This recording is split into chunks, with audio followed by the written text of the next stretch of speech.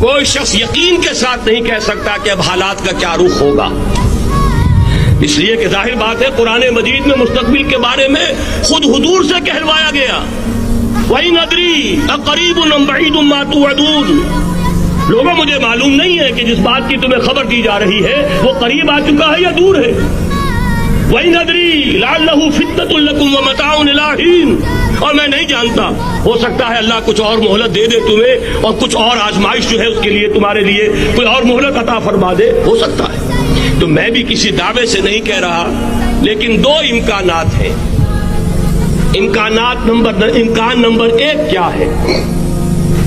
ابھی عالم اسلام کا ایک سالڈ بلاک ہے جو یہودی ورلڈ آرڈر کی نگاہوں میں کھٹک رہا ہے۔ میں کھٹکتا ہوں دل یزداں میں کانٹے کی طرح۔ اگرچہ ان کی اسٹریٹجی کیا ہے، ایک ایک کر کے ان کے حصے بکھرے کر کے تیا پانچا کرو۔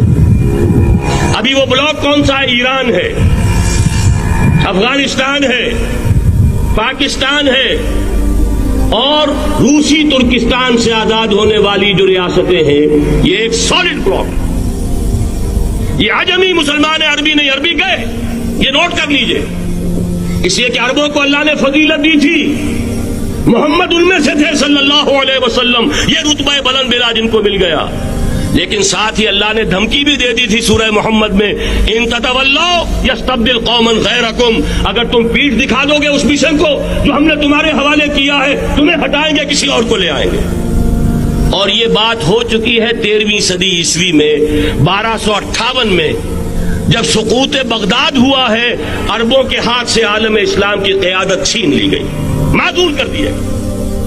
اس کے بعد قیادت کن کے ہاتھوں میں آئی؟ ترکوں کے ہاتھ، ترکان تیموری ہندوستان میں، ترکان صفوی ایران میں، ترکان سلجوقی مڈل ایسٹ میں، اور ترکان عثمانی کا تو کہنا ہی کیا ہے، وہ ایشیا مائنر سے چل کر آپ کو معلوم ہے کہ مشرقی یورپ کا کتنا بڑا علاقہ، دی گریٹ آٹومان امپائر اس صدی کے آغاز تک قائم تھی۔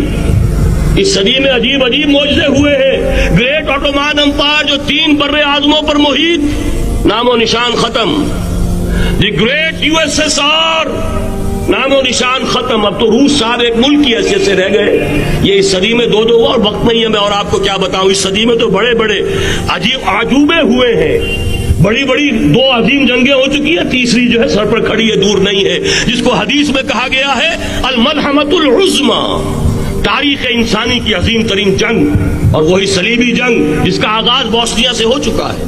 بہرحال اس وقت جو میں کہہ رہا تھا، ورنہ میرے پاس تو یعنی یہ کہ درد دل کہنے کے لیے وقت نہیں ہے، مجھے اپنی بات کو محدود کرنا پڑ رہا ہے، لیکن میں اب آ رہا ہوں اصل موضوع کی طرف، کہ ایک امکان تو یہ ہے کہ اس بلاک میں اسلام کا احیاء ہو، اور اس کے لیے کچھ نویدیں بھی موجود ہیں احادیث نبویہ میں۔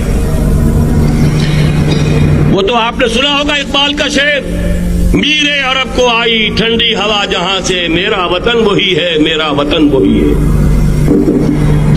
حدیث میں آتا ہے یخرج ناس من المشرق یؤتون للمہدی، یعنی سلطان ہی، مشرق سے فوجیں نکلیں گی یہ جو کہ مہدی کی حکومت قائم کریں گی، اور یہ ہوں گے حضرت فاطمہ کی نسل ہی سے رضی اللہ تعالی عنہا، لیکن عالم عرب کے اندر پھر ایک طاقت بن کر ابھریں گے، باطل کی قوتوں کے خلاف جہاد کریں گے، لیکن ان کو مدد آئے گی 2 طرف سے، ایک زمینی مدد آئے گی مشرق سے، ایک آسمانی مدد آئے گی، عیسیٰ ابن مریم کا نزول، حضرت مسیح علیہ الصلوۃ والسلام جو زندہ آسمان پر اٹھائے گئے تھے نازل ہوں گے، اور در حقیقت ان 2 مددوں کے نتیجے میں پھر یہود کا قلع قمع ہوگا، اور یہی گریٹر اسرائیل ان کا گریٹر گریو یارڈ بن کر رہے گا، عظیم تر قبرستان بن کر رہے گا۔ اس کی بڑی واضح حدیثیں موجود ہیں، اس کی بڑی تفصیلی خبریں موجود ہیں، یہ احادیث کی کتب کے اندر، بدقسمتی سے ہماری اس کی طرف